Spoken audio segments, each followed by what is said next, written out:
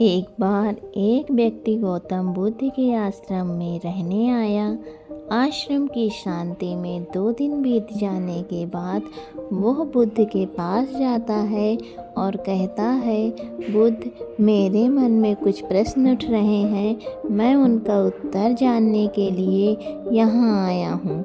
बुद्ध ने कहा, पूछो, आपका प्रश्न क्या है?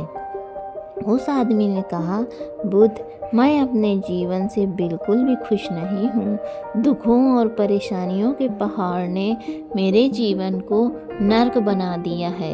मेरे जीवन में कुछ भी ठीक नहीं चल रहा है। मैं जानना चाहता हूँ कि मेरे साथ ये सब क्यों हो रहा है। मैं इतना बदकिस्मत क्यों हूँ? बुद्ध ने कहा, सबसे पहले तुम मुझे बताओ कि इसका कारण क्या है। आपके दुख के लिए वे कौन सी बातें हैं जिनके कारण आप इतने परेशान और चिंतित हो गए? बुद्ध के प्रश्न पर कुछ देर सोचने के बाद उस व्यक्ति ने कहा, ये कैसा प्रश्न है? मैंने आपसे एक प्रश्न पूछा और आप उत्तर देने के बजाय पूछ रहे हैं। बुद्ध उस व्यक्ति की बात सुनकर मुस्कुराए। यदि तुम अपने दुख का कारण नहीं जानते हो तो तुम मुझसे ये उम्मीद कैसे कर सकते हो कि मैं तुम्हारे दुख का कारण जान पाऊंगा? व्यक्ति ने कहा, बुद्ध, लेकिन लोग कहते हैं कि आप भगवान हैं, आप सब कुछ जानते हैं, आप लोगों के मन को पढ़ते हैं, तब आपको मेरे दुख का कारण पता चल जाएगा।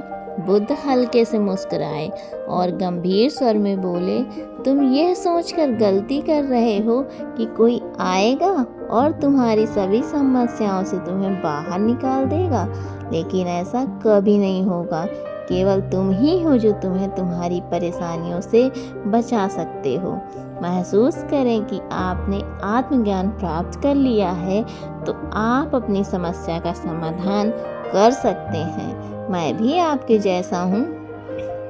फर्क सिर्फ इतना है कि सब कुछ साफ है। जिस दिन आपके जीवन की सभी समस्याएं दूर हो जाएंगी, उसी दिन से आपकी भी समस्या दूर हो जाएगी। समस्या के लिए बुद्ध के पास जाने की जरूरत नहीं पड़ेगी।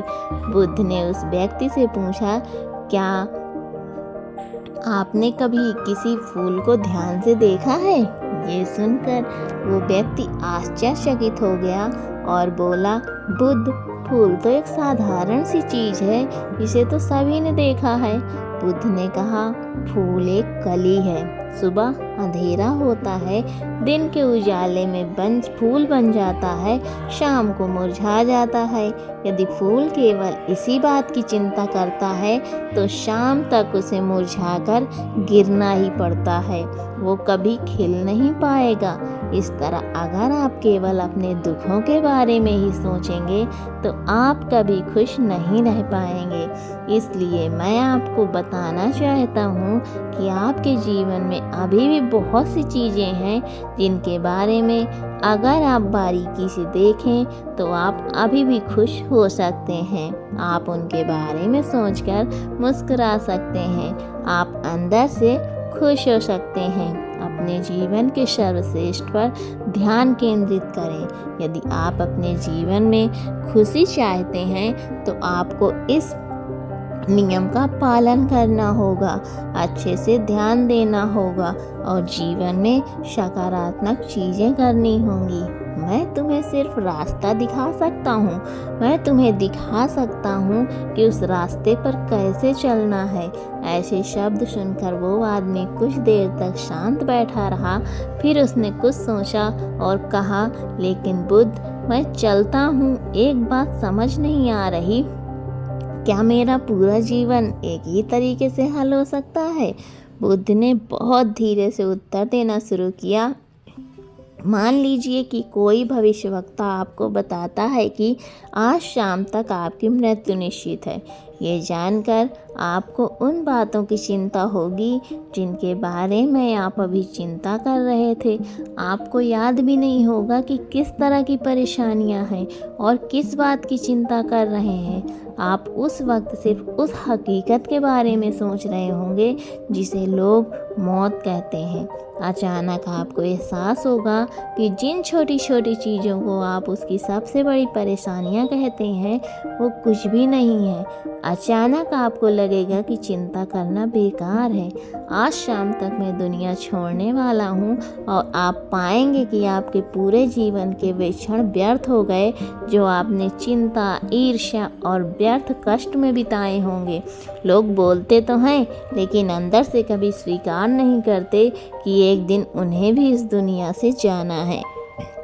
उनकी इच्छाएं इतनी प्रबल होती हैं कि वे खुद को अमर मानते हैं। सुख और दुख दोनों ही स्थायी नहीं हैं, ये हमारे कार्यों और विचारों से निर्मित होते हैं।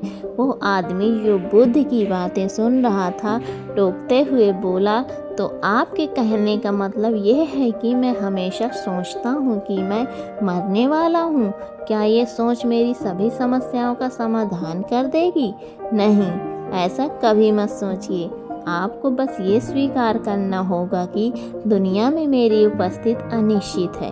मैं जब तक यहाँ हूँ एक खुशहाल जीवन जीऊँगा। आपके जीवन में जो भी अच्छी चीज़ें हो रही हैं उनके साथ जिएं। वो तुम्हें आंतरिक खुशी और शांति देंगी। अपना दिमाग ठीक करो और धीरे धीरे तुम्हारे जीवन की सभी समस्याएं समाप्त हो जाएंगी। व्यक्ति के जीवन के अधिकतर दुख उसकी इच्छा से ही उत्पन्न होते हैं, इसलिए आप अपने मन पर नियंत्रण रखें। यदि आप अपने मन का इलाज एक बच्चे के मन की तरह कर सकते हैं तो आपको आंतरिक शांति महसूस होगी। व्यक्ति ने कहा कि आपने मन को नियंत्रित करने की बात कही, आप चंचल मन को कैसे नियंत्रित कर सकते हैं? बुद्ध ने कहा कि सबसे पहले तुम्हें सुख और दुख के बीच अंतर समझना होगा। आपको सबसे पहले ये जानना होगा कि आपके लिए खुशी और दुख का क्या मतलब है। इसके बाद अभ्यास के द्वारा अपने मन को इस प्रकार तैयार करना है कि आप ना तो खुशी के मौके पर ज़्यादा खुश हों और ना ही दुखी के मौके पर ज़्यादा दुखी हों। आपको खुद को पूरी तरह से मध्य में रखने का प्रयास करना होगा, जिसे मैं मध्यम मार्ग कहता हूँ। यदि आप अपने जीवन में गहराई से उतरेंगे और यह पता लगाने का प्रयास करेंगे कि क्या चीज़ आपको खुश करती है और क्यों, तो अंत में आपको केवल एक ही उत्तर मिलेगा कि आपकी इच्छा, आसक्ति, इच्छा ये सब आपके मन द्वारा निर्मित हैं। इसलिए यदि आप अपने मन पर नियंत्रित कर लेंगे तो आपके सभी दुख समाप्त हो जाएंगे। गौतम बुद्ध ने उस व्यक्ति से कहा कि यदि आप एक और छोटा सा काम करेंगे तो आप देखेंगे कि आपके जीवन के सभी दुख हमेशा के लिए समाप्त हो जाएंगे। बुद्ध के मुख से ऐसे वचन सुनकर वह व्यक्ति उत्तेजित हो गया और बोला, मुझे उसके लिए क्या करना होगा? बुद्ध के मुख से ऐसे शब्द सुनकर वो व्यक्ति उत्तेजित हो गया और बोला, मुझे उसके लिए क्या करना होगा? बुद्ध ने कहा, तुम अगले 2 दिनों तक किसी से बात नहीं करोगे और कागज लेकर एकांत में बैठ जाओगे। आपको वहाँ बैठकर उन दुखों के बारे में सोचना है और लिखना है जो आपकी परीक्षा ले रहे हैं, और उनका कारण भी लिखना है। और दूसरे पेज पर आपको थोड़ी सी खुशी लिखनी है और ये भी लिखना है कि आपको ये खुशी क्यों है। जल्दबाजी करने की कोई ज़रूरत नहीं है, आपके पास बहुत समय है। आप आराम से सोच सकते हो। जाओ, सोचो और आराम से लिखो। उस आदमी ने बुद्ध को प्रणाम किया और आश्रम के एक कोने में बैठ गया। 2 दिन बाद वो कुछ लेकर बुद्ध के पास वापस आया। उसके हाथ में कागज था। उसे देखकर बुद्ध ने कहा, सबसे पहले तुम कागज से अपना दुख पढ़कर सुनाओ। व्यक्ति ने सबसे पहले कागज पढ़ना शुरू किया। मेरे परिवार के सदस्य अमीर हैं, लेकिन मैं गरीब हूँ और काम करता हूँ। मैं अपने काम में अमीर नहीं हूँ और मैं अपने काम में सहज हूँ और मेरी तुलना दूसरों से की जाती है। व्यक्ति ने आगे पढ़ना शुरू किया। दूसरा, मेरे पड़ोस में बहुत से लोगों ने बचत की, लेकिन मेरे पास बचत के नाम पर कुछ भी नहीं है। इसका पहला कारण ये है कि मैं काम नहीं करता, लेकिन खर्च बहुत करता हूँ। आज मेरे पास बचत के नाम पर कुछ भी नहीं है। मेरी पत्नी काफ़ी समय से बीमार है और उसकी बीमारी का कारण मैं हूँ। मेरी लापरवाही के कारण मैं उसे कभी डॉक्टर के पास नहीं ले गया। मैंने इसे भाग्य पर छोड़ दिया। शायद ये मेरी अपमानजनक इच्छा थी कि अगर मैं बीमारी से मर जाऊँ तो मैं एक खूबसूरत महिला से शादी करूँगा। चौथा, मैं मन में फ्री पैसे पाने के बारे में सोचता रहता हूँ, परंतु योजना पूरी नहीं होती है। मैं दुख के सागर में डूब जाता हूँ, फिर ये दुख मुझसे सहन नहीं होता और इसका कारण मैं हूँ। मुझे पता है कि मेरे पास शराब पीने के लिए पैसे नहीं हैं, फिर भी मैं पीता हूँ। मैं अपना दिन खुशी से जीता हूँ, क्योंकि ऐसा करने से सक्षम नहीं होने पर देखता रहता हूँ। बुद्ध ये मेरे जीवन के सबसे बड़े दुख हैं और गहराई से सोचने के बाद मैंने पाया कि कई उनमें से मेरे कार्यों और मेरे विचारों के कारण हुआ। ये सुनने के बाद आपने मुझे खुशी का जो कागज़ पढ़कर सुनाया। पिछले 2 दिनों में मैंने जो कुछ भी महसूस किया, वैसे मैंने अपने जीवन में कभी नहीं अनुभव किया।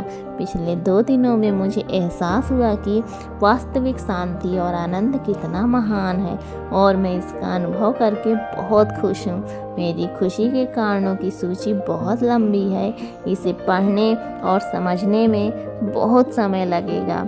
उस व्यक्ति के मुंह से ऐसी बातें सुनकर वो व्यक्ति मुस्कुराया और बोला, सिर्फ आपके लिए ही नहीं बल्कि हम सभी के लिए कारण एक ही है। वो व्यक्ति अपना बहुत सारा समय बर्बाद करता है और आप दुख का कारण ढूंढने में लगे हैं। हमारा जीवन भी एक तरह से दुख, शांति और आनंद की तिजोरी है। बुद्ध ने उस व्यक्ति से कहा कि खुशी के सभी कारणों को साझा करने की ज़रूरत नहीं है, तुम उनमें से कुछ पाठ कर सकते हो। वो व्यक्ति बड़े मुस्कुराहट के साथ पढ़ने लगा। पहली खुशी, क्योंकि मैं जीवित हूँ और दुनिया में रह रहा हूँ। मैं स्वस्थ हूँ। मेरे माता पिता, एक पत्नी, 2 बच्चे हैं। ऐसे ही मेरे माता पिता के पास कई अनमोल खजाने हैं, जैसे मेरे माता पिता का प्यार, मेरी पत्नी का प्यार, मेरे बच्चों का प्यार और एक पिता की खुशी। दूसरा ये कारण ये है कि मैं कड़ी मेहनत कर सकता हूँ।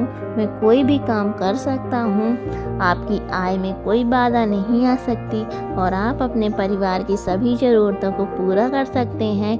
मुझे खुशी है कि मैं एक खुशहाल परिवार बना सकता हूँ। मैं अपनी तुलना अपने भाइयों, अपने पड़ोसियों से करता हूँ और आपने कृपा करके मुझे मानवता वाला इंसान बनाया है। सभी बुरी आदतों को छोड़कर आप सुखी और खुशहाल जीवन जी सकते हैं। और मेरे लिए सबसे बड़ी खुशी और सौभाग्य की बात यह है कि मुझे एक जगह मिल जाए और जब तक मैं इस दुनिया में हूँ, हमारी इच्छा और आसक्ति ही सभी दुखों का कारण है।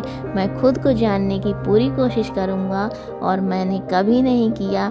जीवित रहें। अब आप अपने परिवार के पास रह सकते हैं। ये जीवन सबके साथ है। आपके जीवन में कोई भी परेशानी आपको घेरने की कोशिश कर सकती है। जीवन अपने आप से कहने के लिए बहुत छोटा है और इस जीवन में आप चिंताओं और दुखों को खुद पर हावी नहीं होने देंगे।